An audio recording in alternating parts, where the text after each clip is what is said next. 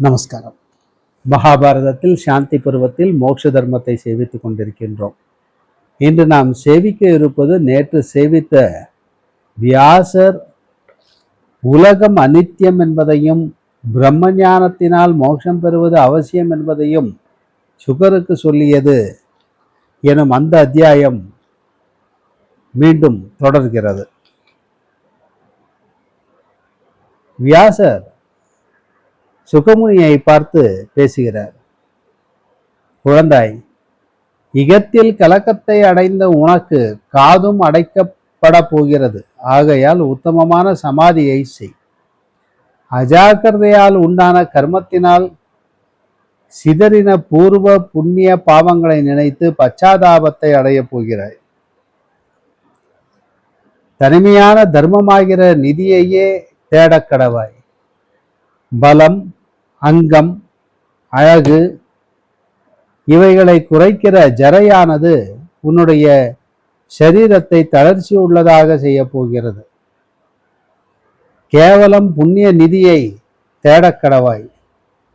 அந்த அந்தகனானவன் உயிர் நீங்கும் போது ரோகங்களாகிற அம்புகளாலே பலாத்காரமாக சரீரத்தை பிளக்கப் போகின்றான். பெரிய தவத்தை செய்ய எத்தனம் செய். மனுஷ தேகங்களில் விருப்பமுள்ள பயங்கரமான செந்நாய்கள் எங்கும் ஓடி வரப்போகின்றன. புண்ணியத்தை விடாமல் அனுஷ்டிப்பதில் எத்தனம் செய். ஒருவராக இருளை பார்க்க போகிறாய். ஆகையால் விரைந்து செய். மலையினு சசியில் ஸ்வர்ணமயமான விருட்சங்களை பார்க்க போகிறாய். உன்னுடைய கெட்ட சேர்க்கைகளும் நண்பர்கள் போன்ற பகைவர்களும் உன்னை ஞானத்திலிருந்தும் சலிக்க செய்வார்கள். ஆகையால் பிரம்மத்தை அடைய முயற்சி செய். அரசனிடமிருந்தும் பயமில்லாததும் திருடனிடமிருந்தும் பயமில்லாததும் மரித்தவனை கூட விடாததுமான அந்த வித்யாதனத்தை சம்பாதனம் செய். அந்த யமலோகத்தில் தங்கள் கர்மங்களால் உண்டான கர்ம பயனாகிற தனமானது ஒருவரோடொருவர் விபாகம் செய்து கொள்ளப்படுகிறதில்லை. யாருக்கு எது விபாகத்தில் கொடுக்கப்பட்ட யௌதகம் போல் உள்ளதோ அதையே அவ்விடத்தில் அவன் அனுபவிக்கின்றான். பரலோகத்தில் எந்த தனத்தினால் ஜீவிக்கலாமோ அதனையே தேடு. எந்த தனம் நசியாமல் நிலைத்ததாய் இருக்குமோ அதனையே தேடு. மக்கள் எவை மாவை பக்குவம் செய்கிற அளவுக்குள் விரைவாக நசிப்பாய். மரண சங்கடத்தில் ஒருவனாகவே செல்லுகிறவனை அன்னையும் புத்திரர்களும் உறவினர்களும் தொடர்ந்து செல்வதில்லை. நன்கு உபசரிக்க பெற்ற அன்பர்களும் தொடர்ந்து செல்வதில்லை. புத்திரா, முன்ஜென்மத்தில் செய்யப்பட்ட புண்ணிய பாவ கர்ம மாத்திரம் போகிறவனுக்கு பரலோகத்தில் பௌதகம், அதாவது யௌதகம் போலாகிறது. நல்வினை தீவினைகளால் சம்பாதிக்கப்பட்ட பொன்மணி இவைகளுடைய குவியல்கள் அவனுக்கு சரீர நாசம் நேரிடும் போது ஒரு காரியத்தையும் சாதிப்பதில்லை. உன்னுடைய புண்ணிய பாவ கர்மத்திற்கு முடிவு இல்லை. மனிதர்களுக்கு இந்த புண்ணிய பாவ கர்மத்தில் ஆத்மாவுக்கு சமமான ஒரு சாட்சியும் இல்லை. பரலோகத்தில் செல்லுகிறவனுக்கு மனுஷ தேகம் சூன்யமாய் விடுகிறது. பரலோகத்திற்கு செல்கிற ஆத்மா ஞானியினால் புத்தியாகிற நேத்திரத்தினால் பிரவேசித்து முழுவதும் பார்க்கப்படுகிறது. இகத்தில் அக்னி, சூரியன், வாயு மூவரும் சரீரத்தை ஆசிரித்திருக்கிறார்கள்.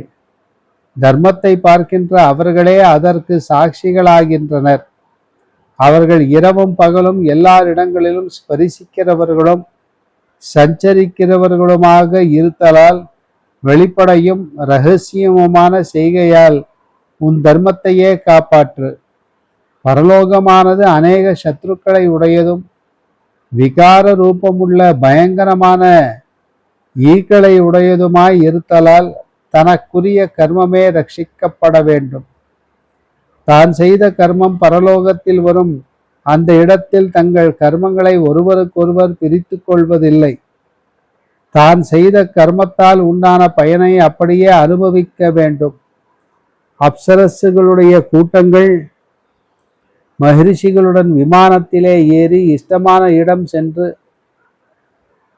தம் கர்மத்தால் உண்டான இன்ப பயனை அனுபவிப்பது போல இந்த உலகில் பாவமில்லாதவர்களும் சரீரத்தால் ஆகும் பயனை உடையவர்களும் சுத்தமான பிறப்புள்ளவர்களுமான மனிதர்கள் எந்த சுப காமம் எவ்விதம் செய்யப்பட்டதோ அதையே அவ்விதம் அடைகிறார்கள்.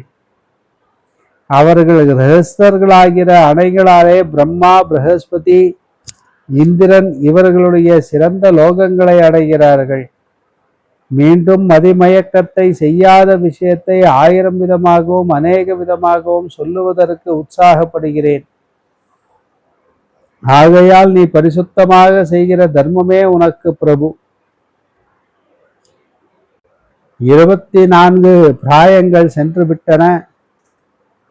நிச்சயமாக 25வது பிராயம் நடக்கிறது. தர்மத்தை சம்பாதிப்பாய். உனக்கு பிராயம் சென்று விடுகிறதே, அந்த யமன் உன் தவறுகளை தன் சேனைக்கு கோமுகமாக செய்ய போகிறான். ஆகையால் முயற்சியுடன் தர்மத்தை காப்பதில் விரைவாய். முன்னும் பின்னும் ஒருவரும் அன்றி தனியே செல்ல போகிற உனக்கு சரீரத்தாலும் பிறராலும் என்ன உபயோகம்?